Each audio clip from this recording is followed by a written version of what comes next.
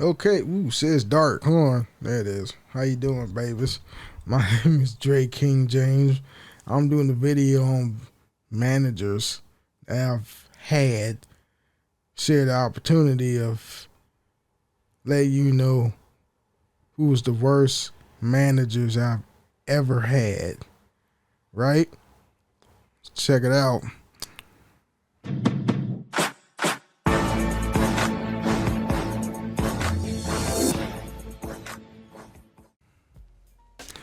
So, what the fuck is this? It is. Okay, so, black managers, or even the white managers, there's nothing worse than black female managers. Now, it pains me to say this about my own people, though, but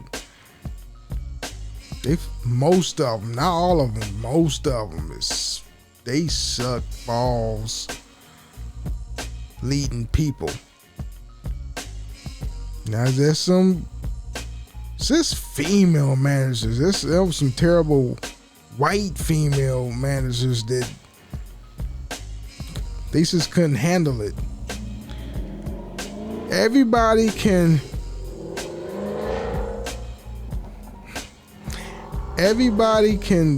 manage people, but none of them can lead people. There's no leaders in the workforce. It's just managers. But especially black managers, black female managers, when they get that promotion, as soon as they apply, they look at how much money that they're going to make from that position. And as soon as they get it, they figure they just want to coast. They just want to coast throughout the day. Sit in their office and do work. Do like fucking paperwork and micromanage and tell people what to do and then go back to their fucking office and do more work. I swear the best managers I ever had was male managers, white and black. I had some Hispanic managers before, but that's here and there, sprinkled. But the best managers I had in my experience was male managers, because they understood the process, or they understood the assignment. When you put a woman in there, they figure they don't have to do no fucking work. Or like their whole role of working was telling people what to do. I swear, I used to work for the Horseshoe Casino in Baltimore. Man, I had this one supervisor. Not a manager or manager. He was like a supervisor. He was my boss. He was my direct boss. His name was Gary, but we all called him Cornbread because he was country, straight from Mississippi. He had a little twang in his voice. R.I.P. to Cornbread. Oh man. He was fun to be around. He knew his shit. He had like 20, 30 years in the business of slot technician shit. If I asked him something, he had it. He had to answer like that. I'm like, damn. He was my friend and my boss at the same time. And like another same place. And another supervisor I had, his name was Ben, Big Ben, because he was big and stocky and muscly at the same. I say muscly, muscular, muscular. He was muscular and fat, and at the same, he was country strong too. He wasn't really fat. He was just stocky. He was muscular and stocky at the same time. And maybe that's his, I don't know. Fuck it. Let's just roll with it. But anyway, he was a good manager. Then I had a white manager named TJ, same place. He was good too, but he was being friendly with the manager of the department, and that kind of fucked him up. I think he wanted to fuck the boss. I mean, you know, like her name was Holly. White lady. She was nice. You know what I'm saying? Then Lauren. When Cornbread got, he moved on to the MGM at the down in DC. Then Lauren moved up and tried to fill Cornbread's shoes on Grave Shift. That's the shift I was on, Grave Shift. You know, she kind of knew what to do, but she didn't have the level of experience Cornbread had.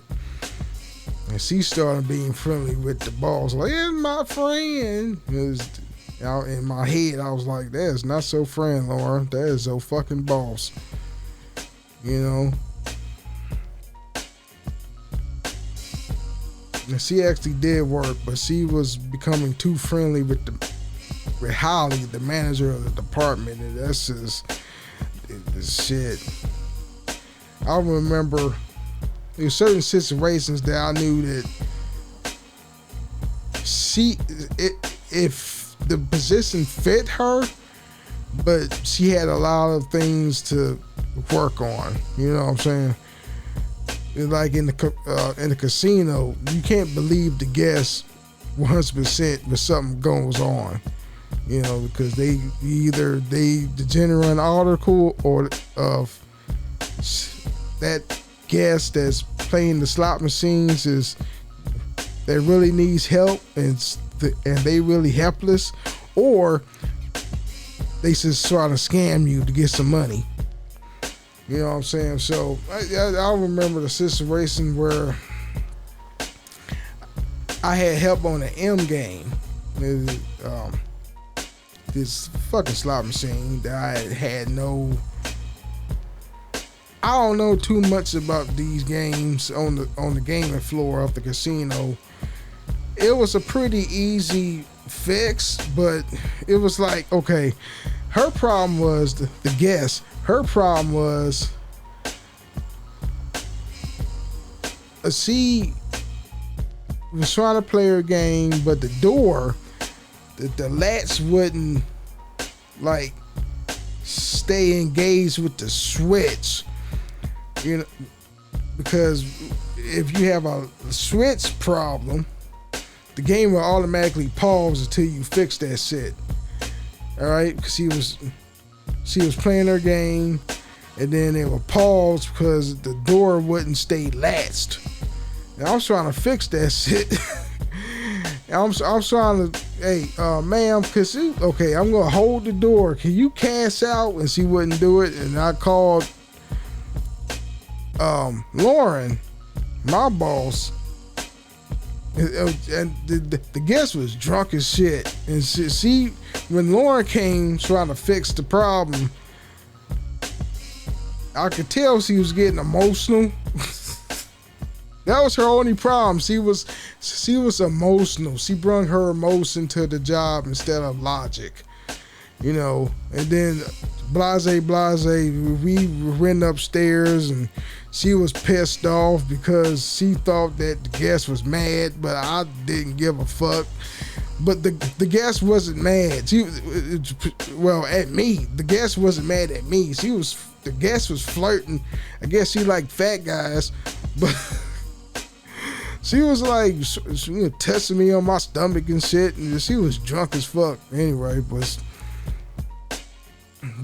yeah, Lauren was very emotional at that moment. She was trying to write me up, and then I told her straight to her face, you write me up, I'm not signing that piece of paper because that shit ain't gonna fly. How the fuck you gonna write me up for bullshit? Something that beyond my control. I can't control drunk people. Shit. I told you what the problem was. It was a switch problem. The door don't latch well against the door switch so it can stay closed. I asked the guest, I'm gonna hold the fucking door so the game will come on, because it was in a bonus. Soon as the bonus clears, cash out, and then I take the game and put it out of service. All right. She didn't want to do that. I was like, fuck it. So that's why I call Lauren my female black manager or supervisor. Excuse me. I was walking with Lauren another day, and I closed the door on a slot machine. This old lady was sitting there, like next to it, and I must have scared her because I slammed it too hard. She apologized to the guests and shit like that, and then we walked off, and then she turned to me, was like, "Do you care what people think about you?" And then I was like, "I'll be straight up." I was like, "Hell no. Why the fuck would I worry about people that I don't know about me, care about me? Like, what the fuck? I don't know them bitches." And then she said that she didn't say anything. But I don't know. She was very emotional of certain situations. She let her emotions get the better of herself. Yeah, there was one time that she was she yelled at me for some reason. I think I